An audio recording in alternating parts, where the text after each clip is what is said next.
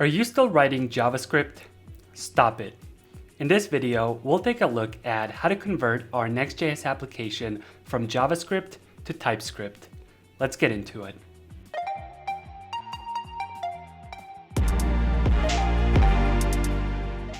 Alright, let's talk about Next.js and TypeScript support. If you're not familiar with what TypeScript is, it is an extension of JavaScript that adds support for types. Having type support in your applications will ensure that you write cleaner and better code. It'll help you catch errors and issues before shipping the code to production, and has many other benefits. I'm going to assume that you are already familiar with TypeScript, and in this video just focus on how we can add TypeScript support to our Next.js applications, and it is much easier than you might imagine. To get started, let's open up our code editor. I will be using Visual Studio Code, and I have a simple Next.js application up and running.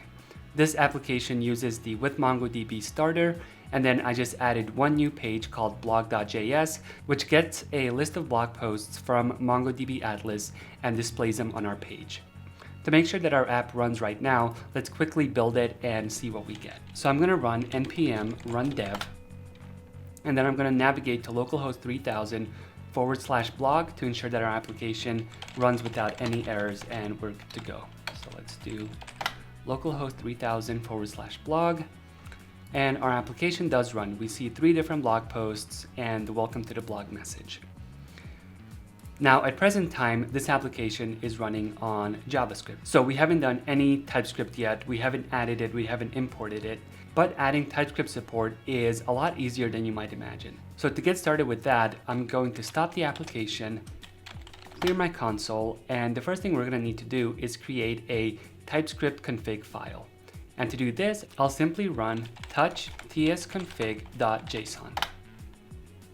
This is going to create our TypeScript configuration file, and if we open this file, we'll see that it is currently empty. The existence of this file, though, will tell Next.js that we want to run our application with TypeScript. So now if we were to try to run our application with npm run dev, we'll actually get an error.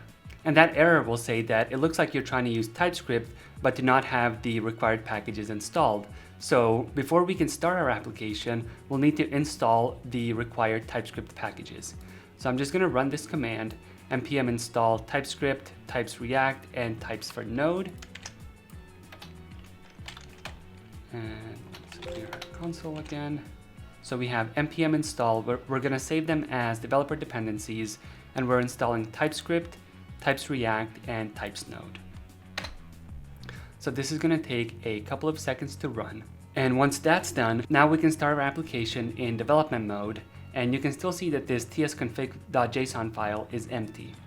But when we run npm run dev, Next.js is going to update this tsconfig file with its defaults for TypeScript to ensure that TypeScript can run in our application.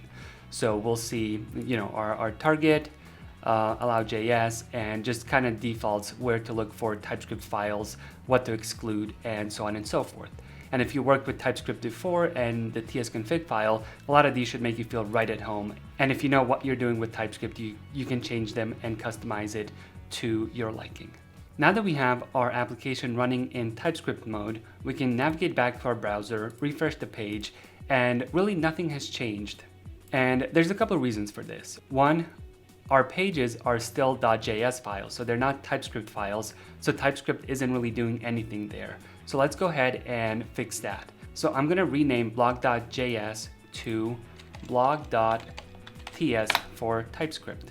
Now you can see that Visual Studio Code recognized this as a TypeScript file, but if I look at my blog, I see that I get a lot of errors. Basically, my entire component has errored out, and that is because TypeScript by default does not understand JSX. So we can actually rename this .ts file to blog.tsx, which is essentially TypeScript with the XML extension. So this is going to make sure that all of the default errors that would prevent us from just simply building the app go away.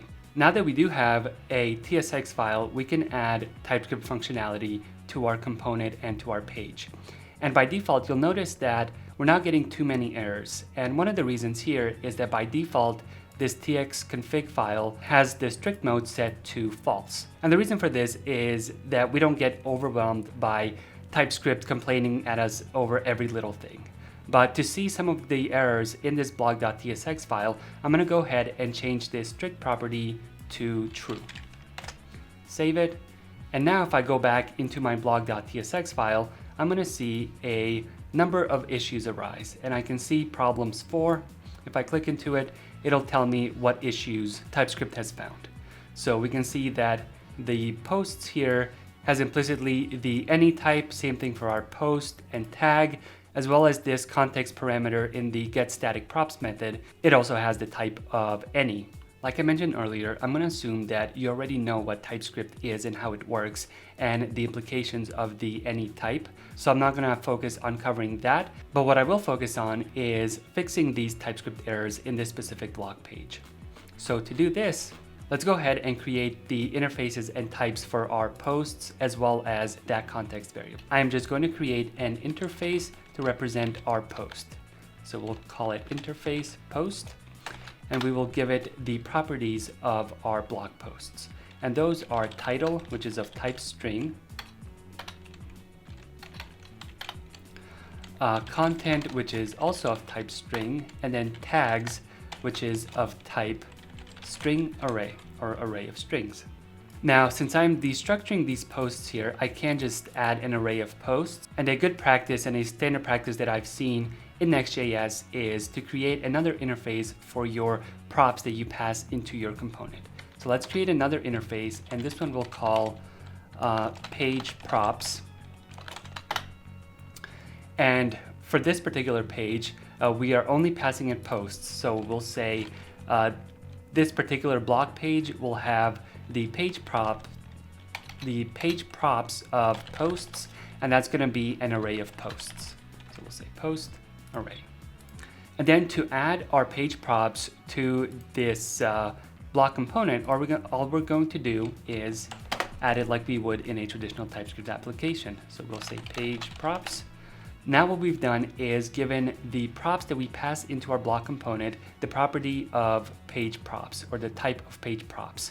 And now the rest of our code and component here understands that this post variable contains a series of posts which contain a title, content, and tags. And we've seen all of the errors go away from here as well. And we also get that nice type ahead. So if we were to type post dot, we'll see the different properties we can get because we have documented them above.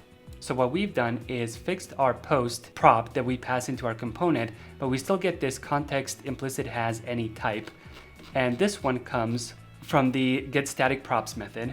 And to fix this, we can use one of the included types from the Next.js team, and that is the getStaticProps context type that is provided by Next.js.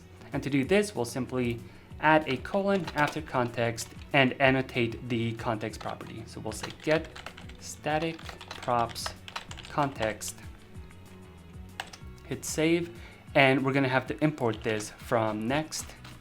So let's go all the way up here, and we'll say import getStaticProps context from Next.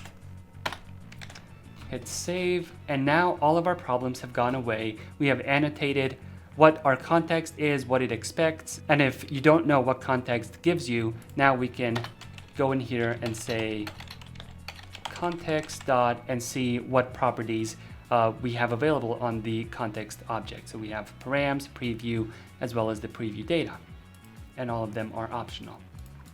So really, with just a couple of lines of code, we were able to add TypeScript support to our Next.js application. And with your Next.js application, you can mix and match TypeScript and JavaScript, but I would highly encourage you to pick one and stick with it. So I will hit save here, and now our blog page has TypeScript support. And then if you go back into our application here, refresh the page, we'll still see that everything works as expected, but our developer experience is much, much better. So that was a very short and quick video on how to add TypeScript support to your Next.js application. So you can do it at the very beginning when you're just starting out with your application, or down the line if you already have a Next.js app that you've been working on and you want it to convert to TypeScript. The process is the same. and works really, really well. So that's it for me for this video. I hope you found it useful. If you have any questions or comments, please leave them in the section below, and I will see you next time.